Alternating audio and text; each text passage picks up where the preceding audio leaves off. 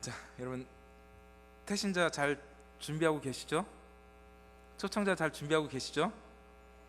예, 딱 세 분 대답하신 것 같은데요. 예, 나머지는 그냥 나는 놀고 먹겠다는 신분 아니시죠? 예.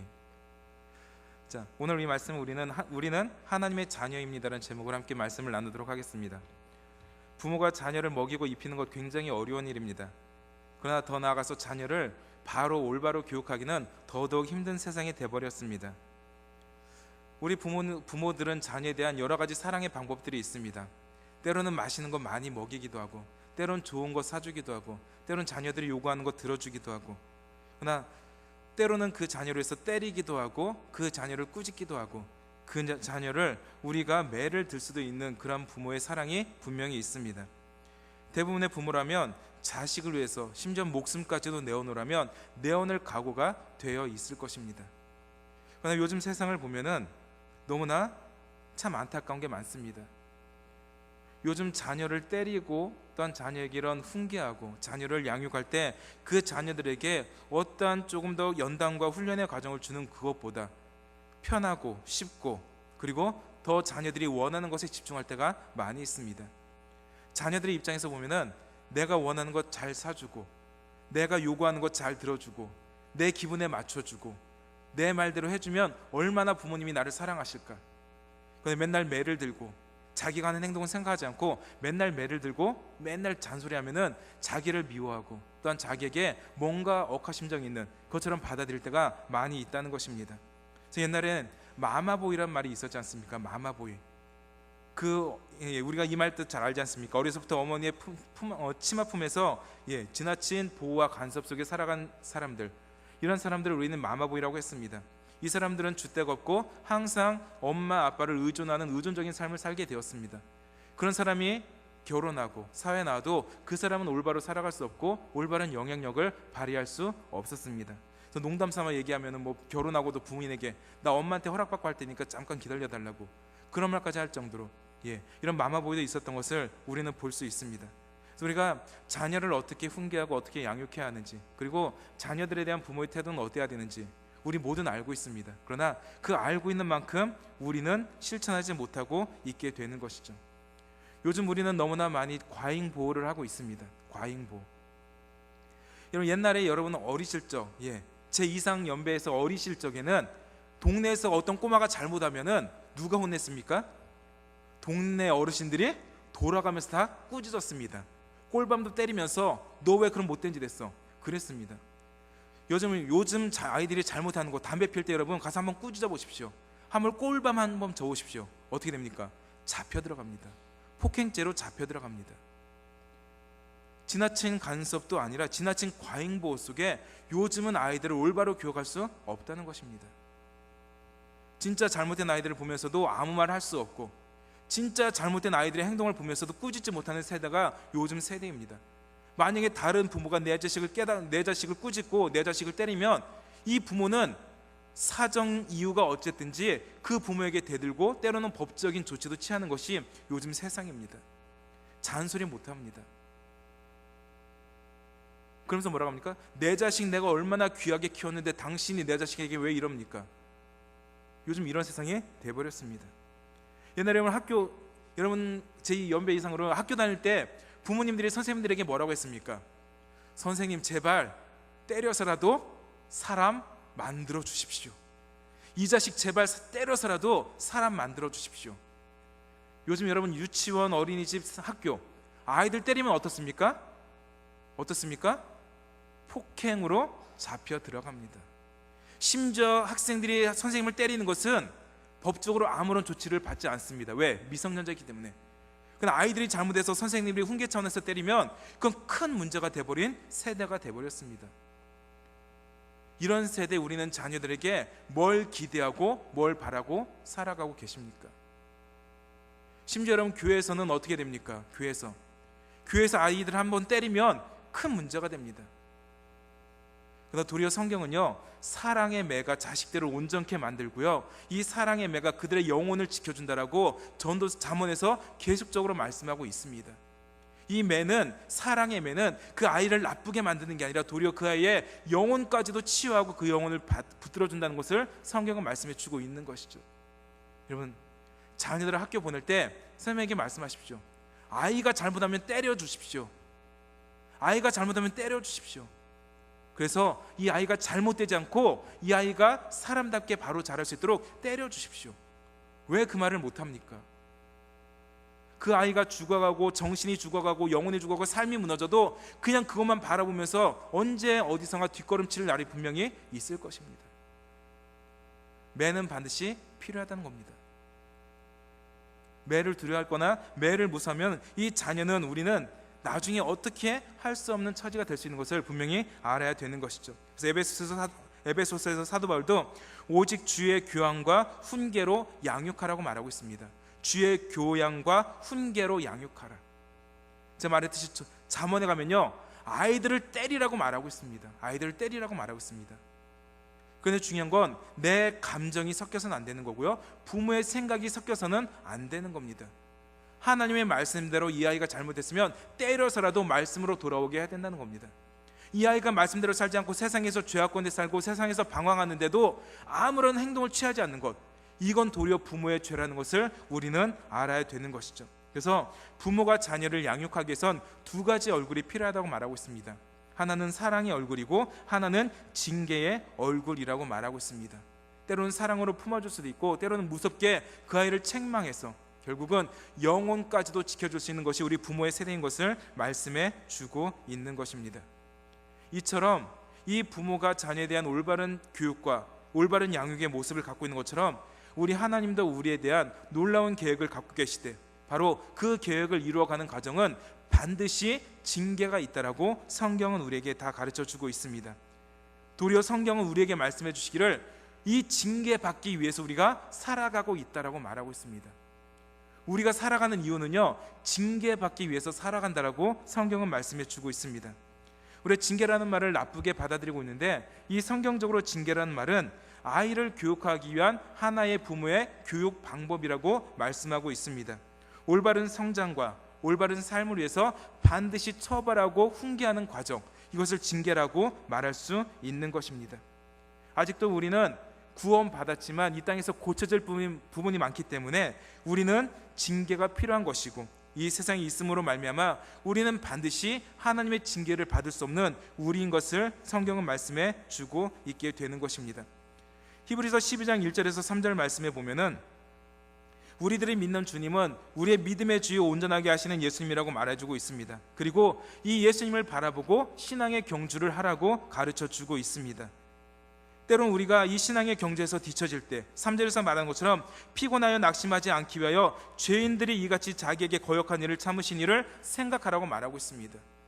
예수님은 배반자인 우리를 구원해 주셨고 우리를 사랑하셔서 십자가에 죽어주셨건만 여전히 우리는 죄를 짓고 하나님을 배신할 때도 있는 우리까지도 지금도 받아주고 계시고 사랑해 주신 예수님을 바라보면서 우리의 신앙의 경주를 살라고 말씀해 주고 있습니다. 제가 말씀드렸듯이 히브리 독자들은 예수님을 믿는다는 이유로 로마의 박해를 당하고 유대교로부터 큰 박해를 당하고 있습니다.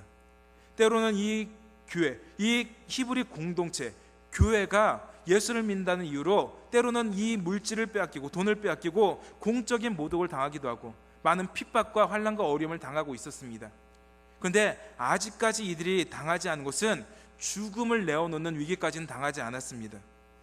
그러나 오늘 이 성경을 보면요, 히브리서 11장 35절부터 우리 같이 한번 읽도록 하겠습니다. 히브리서 11장 35절부터 38절까지 우리 한번 같이 읽도록 하겠습니다. 시작. 여자들은 자기의 죽은 자들을 부활로 받아들이기도 하며 또 어떤 이들은 더 좋은 부활을 얻고자 하여 심한 고문을 받되 구차히 풀려나가기를 원하지 아니하였으며 또 어떤 이들은 조롱과 채찍질뿐 아니라 결박과 옥에 갇히는 시련도 받았으며 돌로 치는 것과 톱으로 켜는 것과 시험과 칼로 죽임을 당하고 양과 염소의 가죽을 입고 유리하여 궁핍과 환난과 학대를 받았으니 이런 사람은 세상이 감당하지 못하느니라. 그들이 광야와 산과 동굴과 토굴에 유리하였느니라. 이 사람들이 누굽니까? 11장 1절에 말한 것처럼 우리에게 구름같이 둘러싼 허다한 증인들입니다. 그들의 삶은 어떠한 삶이냐면은 이 말씀처럼 그들은 더 좋은 부활을 얻고자 심한 고문을 받되 구차히 풀려나가기를 원하지 아니했다. 심지어는 그들은 조롱과 채찍뿐 아니라 결박과 옥에 갇히는 시련도 받았고, 돌로 치는 것, 돌로 쳐서 죽는 것과 톱으로 켜는 것, 산채로 톱으로 썰어서 죽는 것도 어떻게 했습니까? 감당했다라고 말하고 있습니다. 이러한 시련도, 이러한 시험도 우리 믿음의 사람들은 어떻게 했다? 견디었다라고 말하고 있습니다. 그런데 지금 우리는 어떻습니까? 이러한 시험도 받지 않았음에도 불구하고 여전히 다시 옛사람으로 돌아가고 예수를 부인하고 유대교로 돌아가려는 이러한 모습을 가지고 있다라고 히브리 기자는 말하고 있는 것입니다. 그래서 4절에 이렇게 말합니다. 12장 4절에 이렇게 말합니다. 너희가 죄와 싸우되 아직 피 흘리기까지는 대항하지 아니하고. 아직 우리 자신은요, 죄와 싸우는데 어디까지요? 피 흘리기까지, 즉 목숨을 내어놓는 자리까지는 나아가지 않았다라는 것입니다. 진짜 우리가 본받을 사람은 이 죄와 싸우는데 어디까지요? 자기의 목숨도 내어놓고 피 흘리기까지 이 죄와 싸움으로 말미암아 하나님께 믿음으로 인정받았고, 그래서 결국은 그들은 이 믿음의 조상으로 우리에게 남아있다라고 가르쳐주고 있습니다. 과연 여러분은 지금 어디까지 싸우고 계십니까? 아니, 죄와 싸우고 살아가고 계십니까? 여러분이 세상에 나가서 죄를 짓지 않기 위해서 여러분이 그만큼 노력하고, 남들이 뭐라고 하든, 남들이 어떠한 소리를 하든 그런 세상의 소리에 귀를 기울이지 않고, 심지어 세상이 나를 돌로 치려 한다고 할지라도, 세상이 나를 톱으로 켠다 할지라도 우리는 죄와 싸우려는 모습이 있어야 된다는 것을 오늘 히브리 기자는 우리에게 말씀해 주고 있게 되는 것입니다. 그런데 우리는 약합니다. 여러분, 여러분에게 너 예수 믿고 죽을래? 아니면 예수 안 믿고 살래? 여러분 결정하라면 무엇을 선택하겠습니까? 여기서는 여러분 뭐라고 대답합니까? 여기서는 예수 믿고 나는 죽겠다. 그런데 밖에 나가서 진짜 그러한 모습이 있으면 어떡할까요? 나 예수 믿는다고 쉽게 말할 수 있을까요? 아닙니다. 아마 서로 눈치만 볼 겁니다. 서로 눈치만 볼 겁니다. 그러다가 한 사람이 나 예수 안 믿고 살 겁니다 말하면 어떡할까요? 저도 그럴게요. 저도 그럴게요. 저도 그럴게요. 그럴 겁니다. 안 그럴 것 같습니까? 모범답안은 그겁니다. 난 칼이 들어와도, 내 목에 칼이 들어와도 난 예수를 부인하지 않고 나는 죽도록 내 죄와 싸워나갈 것을 이 시간 선서합니다. 그런데 도리어 세상에 나가면 여러분 지금 모습 보십시오. 그렇게 살아가고 계십니까? 아닙니다. 죄송한데 저도 그렇게 못 살아가고 있습니다. 여전히 죄에 무너지는 저를 발견하고 있고, 이 죄 가운데 허덕이는 저를 발견하고 있습니다. 이 히브리 교회 공동체도 역시 그렇습니다. 하나님이 우리를 얼마나 사랑하시는지, 예수님이 우리를, 심지어 우리가 그분을 거역하고 살아감에도 불구하고 그분은 여전히 우리를 사랑하고 계신데 우리는 이 예수님을 바라보지 못하고 죄와 싸우되 아직 피 흘리기까지는 대항하지 아니하는, 아직 죽음조차도 우리가 내세우지 못하는 그런 작고 연약한 믿음이라고 히브리 기자는 말하고 있습니다. 그렇기 때문에 하나님 우리에게 필요한 것이 무엇이냐? 바로 징계라고 말하고 있습니다. 만약에 우리가 진짜 죄와 싸워서 내 목숨 내어놓고 살 만한 각오가 돼 있다면 우리에게는 징계가 없을 겁니다. 그러나 하나님이 우리에게 징계를 주신 목적은 우리가 죄와 싸울 만큼, 우리의 목숨을 내어놓고 피 흘리기까지 우리가 죄와 싸워나갈 만큼 그런 믿음이 없기 때문에 도리어 하나님 우리를 뭐 하십니까? 징계 가운데 부르신다는 것을 알아야 되는 것입니다. 따라서 하나님께서는 이 징계를 통해서 우리에게 하나님에 대한, 또한 하나님께서 주신 이 귀한 삶을 살 수 있도록 우리 한 사람 한 사람에게 역사하고 있게 되는 것입니다. 자, 우리 본문 5절과 6절 말씀 한번 읽도록 하겠습니다. 5절과 6절입니다. 시작.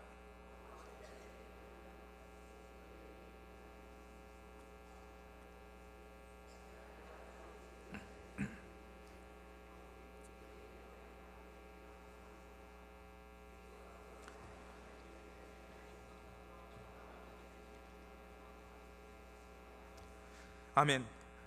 또 아들들에게 권하는 것 같이 너에게 권면하신 말씀도 너희가 어떻게 했다? 잊었도다. 예. 여러분, 이 강단에서 매일매일 메시지가 어떠한 메시지가 선포됩니까? 전도하십시오. 죄와 싸우십시오. 믿음으로 승리하십시오. 매일매일 말씀이 선포됩니다. 그러나 우리는 세상에 나가면 이걸 어떻게 한다고요? 그 말씀을 잊었도다라고 말하고 있습니다. 잊고 살 때가 많다는 겁니다. 바로 그때 내 아들아 주의 징계하심을 경히 여기지 말라. 그때 우리가 말씀을 잊고 살기 때문에 하나님은 징계라는 하나님의 법칙을 통해서 우리에게 이 말씀 대신 또 깨닫는 하나의 방법을 주셨습니다. 내가 징계를 받을 때 그때 말씀이 이거였구나. 내가 징계를 받을 때 그때 말씀이 바로 이러한 삶을 가리키는구나. 깨닫도록, 조금 더 일찍 깨닫도록 징계를 주신다라고 말씀해 주고 있는 것입니다. 하나님은 여전히 지금도 우리를 징계하십니다. 그 이유는 바로 저와 여러분을 사랑하시기 때문입니다. 하나님은 우리에게 대한 사랑이 없다면 우리를 징계하시지도 않을 것이고 그 징계할 필요도 없을 것입니다.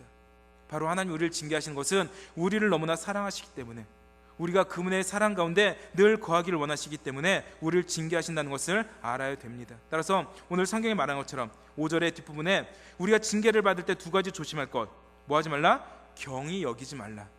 두 번째 뭡니까? 두 번째는 낙심하지 말라. 왜 나만 이런 고통당합니까? 왜 나만 이런 심한 형벌을 당합니까? 왜 하나님, 저 사람은 똑같이 예수 믿는데 저 사람은 저렇게 살고 왜 나만 이렇게 어려움 당합니까? 하나님, 저 사람은 저렇게 평안 길을 걷는데 왜 나 이렇게 힘든 길을 주십니까? 하나님, 저 사람 보십시오. 얼마나 잘 삽니까? 똑같이 예수 믿는데 난 왜 이렇게 힘들게 어렵게 살아갑니까? 그러나 중요한 것은 그 안에 분명히 하나님의 사랑이 우리에게 나타나 있다는 것을 믿으시기를 간절히 바라겠습니다.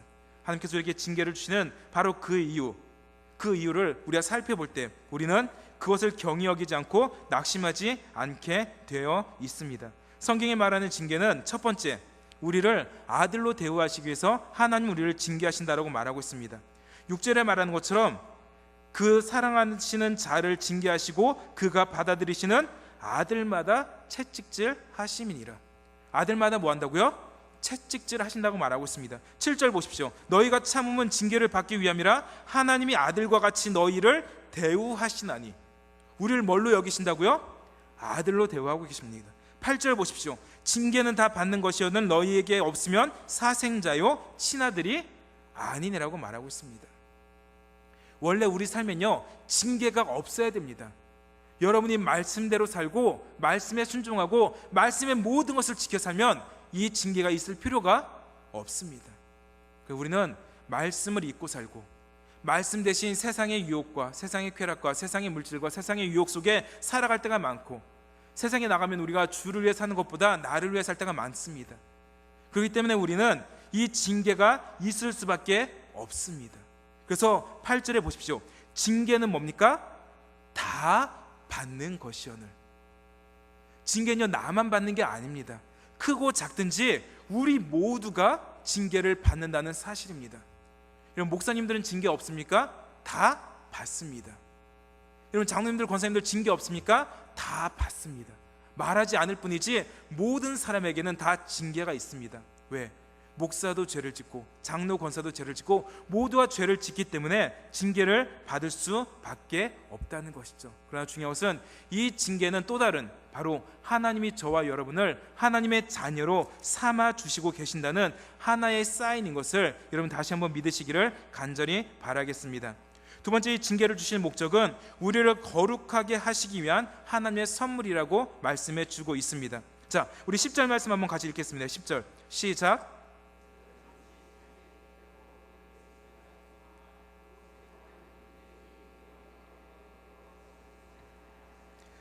아멘. 우리를 징계하시는 두 번째 목적은 뭡니까? 우리를 하나님의 거룩하심에 참여하게 하심이라고 말하고 있습니다. 근데 우리가 이 말씀을 잘 보면 우리가 거룩하지 못해서 하나님의 거룩하심에 참여하는 사람이 아닙니다. 하나님이 이것 통해서 우리에게 주시는 말씀은 뭐냐면은 이미 우리는 예수 그리스도로 말미암아 거룩하게 되었습니다. 우리는 이미 거룩한 사람이 되었고 거룩한 백성이 되었습니다. 그런데 우리가 거룩하게 살지 못하기 때문에 이 말씀을 주시는 겁니다. 우리는 이 교회 공동체 안에 있든지 세상에 나가 있든지 우리는 거룩하게 살아가야 될 모습이 우리 안에 있습니다. 내가 거룩하게 살면 내가 거룩해지는 것이 아니라 이미 우리는 예수님의 구속의 은혜를 통해서 하나님의 우리를 의롭다 하신 선언을 통해서 이미 우리는 거룩하게 되었다라고 성경은 말씀해 주고 있습니다. 우리가 거룩하게 살아야 될 이유는 우리가 어떠한 목적과 수준에 이르기 위해서가 아닙니다. 이미 우리 안에는 하나님의 거룩하심이 있기 때문입니다. 이미 우리 안에 하나님의 거룩하심이 있는데 거룩하게 살지 못하는 것이 죄라는 것입니다. 그렇기 때문에 하나님 우리를 징계하신다는 겁니다. 세상 사람 보십시오. 예수를 믿지 않는 사람은 그 안에 거룩함이 없습니다. 그들이 거룩하게 살든지 거룩하게 살지 않든지, 말씀에 순종하든지 순종하지 않든지 하나님은 그들에게 관심이 없습니다. 하나님의 관심은 바로 하나님의 거룩하심이 우리 안에 있는 사람들에게 있다는 것을 말씀해 주고 있는 것입니다. 우리가 하나님의 자녀라면, 우리가 하나님의 아들이라면 우리 안에는 하나님의 거룩하심이 있습니다. 이것이 무엇입니까? 바로 성화입니다. 우리에게 어떠한 거룩해 하는 힘이 우리에게 있는 것이 아니라 하나님 우리를 거룩하게 하셨기 때문에 우리는 거룩합니다. 우린 거룩한 사람이기 때문에 이 땅에서도 거룩하게 살아가야 한다는 겁니다. 이것이 바로 이 말씀입니다. 우리가 세상에 나가면 세상 사람, 우리가 교회 오면 교인, 이게 아니라는 겁니다. 우리가 세상에 있든지 이 교회 공동체 안에 있든지 하나님의 거룩하심에 참여하는 사람이 될 수 있도록 날마다 하나님 우리를 징계하신다고 성경은 말씀해 주고 있게 되는 것이죠. 그래서 이미 우리는 구원받았고 거룩해졌기 때문에 우리는 날마다 하나님의 거룩하신 성품에 참여하는 사람이 되어야 되는 것입니다. 그러나 우리가 죄를 짓고 연약하기 때문에 그 거룩하심에 거하지 못하고 때로는 세상에서 유리방황하고 때로는 나의 감정과 때로는 내 자아가 앞장서고 때로는 세상의 유혹과 쾌락이 좋을 때 바로 하나님은 우리에게 이 거룩한 삶을 요구하시기 위해서 저와 여러분을 징계하신다는 것을 다시 한번 믿으시기를 간절히 바라겠습니다. 어거스틴은 그런 말을 했습니다. 징계란 포도주를 짜는 것과 같다. 지금이야 깨끗하게 기계로 짜지만 옛날에는 포도주를 어떻게 짜냐면 포도주를 틀에 놓습니다. 그리고 사람들이 발을 깨끗이 씻고서 가서 그 포도를 밟습니다. 그러면은 그 포도가 어떻게 됩니까? 즙이 짜여나가서 망을 걸으면 한쪽에는 깨끗한 포도즙이 나오고 한쪽에는 더러운 찌꺼기들이 남습니다. 바로 이것을 이 어거스틴은 이 징계라는 표현을 썼습니다. 이 포도즙을 짜기 위해서는 이 사람은 발로 가서 밟아야 됩니다. 밟을 때는 굉장히 힘이 들고 어렵습니다. 그런데 힘들고 어려운 그 과정을 거치면 뭐가 남습니까? 깨끗하고 마실 만한 포도즙이 생기는 거라고 어거스틴은 말했던 것입니다. 여러분, 저와 여러분에게 있는 징계는 때론 너무나 힘듭니다. 때론 어렵습니다. 때론 우리가 감당하지 못할 만큼 힘들고 어려운 순간이고 사건이기도 합니다. 그러나 이 징계 너머에는 우리가 생각하지 못하는 또 다른 하나님의 놀라운 은혜가 있다는 것을 우리는 알 수 있습니다. 11절 보십시오. 무릇 징계가 당시에는 즐거워 보이지 않고 슬퍼 보이나 후에 그로 말미암아 연단받은 자들은 의와 평강의 열매를 맺느니라. 성경도 말합니다. 징계받는 것은 당시에는 즐거워 보이지 않는다. 다시 말하면 힘들고 괴로운 사건입니다. 그러나 이 연단의 과정을 거친 사람들은 의와 평강의 열매를 맺는다라고 성경은 우리에게 가르쳐 주고 있습니다. 우리가 날마다 예수님을 본받아서 믿음의 열매, 신앙의 열매, 거룩한 의의 열매, 말씀의 열매를 맺고 살아가야 되는데 우리는 그런 열매들이 없습니다. 바로 그때 어떻습니까? 하나님은 이 징계라는 것을 우리에게 주셔서 우리가 이 징계를 통해서 하나님을 깨닫게 되고 말씀 가운데 돌아와서 이제는 말씀을 통해서 의와 평강의 열매를 맺게 하신다라고 성경은 우리에게 가르쳐 주고 있게 되는 것이죠. 하나님 우리가 주님의 거룩하심을 통해서 이제는 열매 맺기를 원하십니다. 이렇게 말씀을 전하지만 저도 금방 이것을 잊어버리고 그렇게 살지 못할 때가 있을 것입니다. 바로 그때 하나님은 저와 여러분을 자녀로 대우하시고 사랑하시기 때문에 또 다른 징계를 저와 여러분에게 준비하고 계신 것을 믿으시기를 간절히 바라겠습니다.